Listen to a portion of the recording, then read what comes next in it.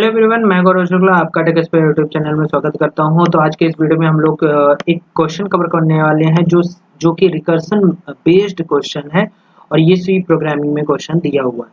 तो ये गेट में आया हुआ पीवाईक्यू क्वेश्चन है जिसको हम यहाँ डिस्कस करने वाले हैं। तो इस टाइप के जो क्वेश्चन होते हैं उनको कैसे सॉल्व किए जाते हैं वो आज हम लोग देखने वाले हैं।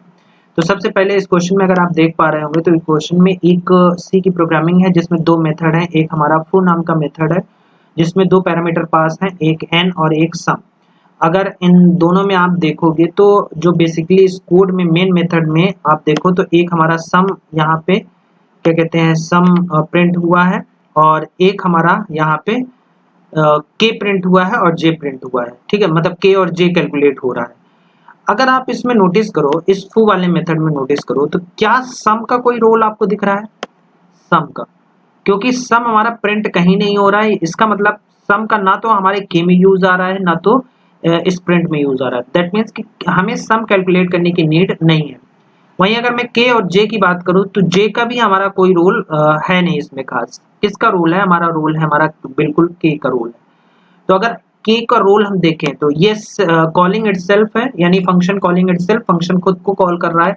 इसका मतलब कि अगर मैं एक स्टैक बना लूं, ठीक है, एक स्टैक बना लूं तो इसमें हम के की वैल्यू को क्या करेंगे? स्टोर करते जाएंगे और फिर फाइनली जब रिकर्शन हमारा कंप्लीट हो जाएगा तो इसमें एक एक करके वैल्यू प्रिंट होगी।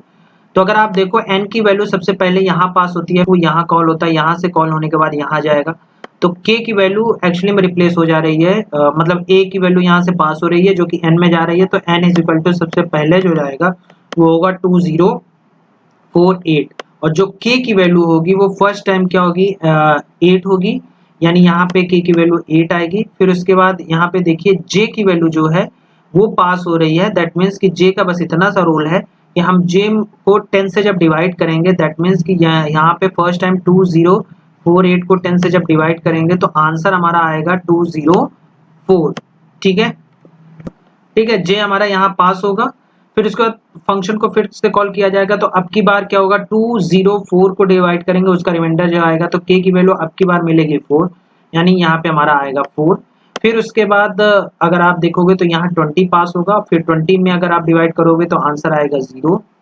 फिर उसके बाद 20 के बाद जब 0 हमारा आंसर आएगा के की, फिर इसको डिवाइड करेंगे तो ये आंसर 2 जाएगा। तो रिमाइंडर ओवरऑल क्या आएगा? 2 आएगा। तो बेसिकली अगर आप देखो तो स्टैक में सबसे पहले 2 है, देन 0 है, देन 4 है, देन 8 है। तो हमारा जो आंसर आएगा वो यहाँ प्रिंट होगा 2048। क्यों? क्योंकि लास्ट इन फर्स्ट आउट, यानी लास्ट में जो आया है रिकर्शन में वही हमारा फर्स्टली प्रिंट होगा, देन 0 होगा, 4 होगा, 8 होगा। तो ये जो के की वैल्यू प्रिंट हुई है ये तो हो गई। लास्ट में आप देखो तो प्रिंट क्या लिखा हुआ है? प्रिंट सम लिखा हुआ है और सम की जो बाय डिफॉल्ट वैल्यू है वो क्या है? 0 है। तो लास्ट में 0 आ जाएगा। तो ऑप्शन नंबर हमारा 2048, ऑप्शन नंबर डी क्या हो जाएगा? करेक्ट हो जाएगा। तो बेसिकली आपको ये ध्यान रखना है कि जो रिकर्सन होता है वो पहले पूरा क्या है? टास्क डीप पूरा जाएगा, यानी कंप्लीट करेगा।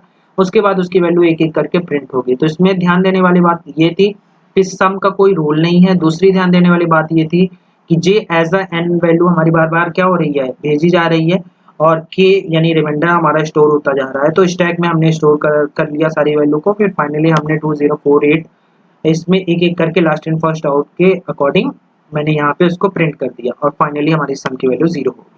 तो आई होप आप लोगों को ये क्वेश्चन समझ में आया होगा। रिकर्सन मेथड अगर आपका क्लियर रहेगा तो डेफिनेटली आपका ये क्वेश्चन यहाँ से देखने को मिल जाता है और ये गेट में आया हुआ पीवाईक्यू क्वेश्चन है। तो उम्मीद करते हैं आपको वीडियो अच्छा लगा होगा। अगर अच्छा लगा होगा तो लाइक जरूर कर दीजिएगा और दोस्तों शेयर जरूर कर दीजिएगा। मिलते हैं अगली वीडियो में अगले घंटे का, तब तक के लिए ध्यान रखिएगा। नमस्कार।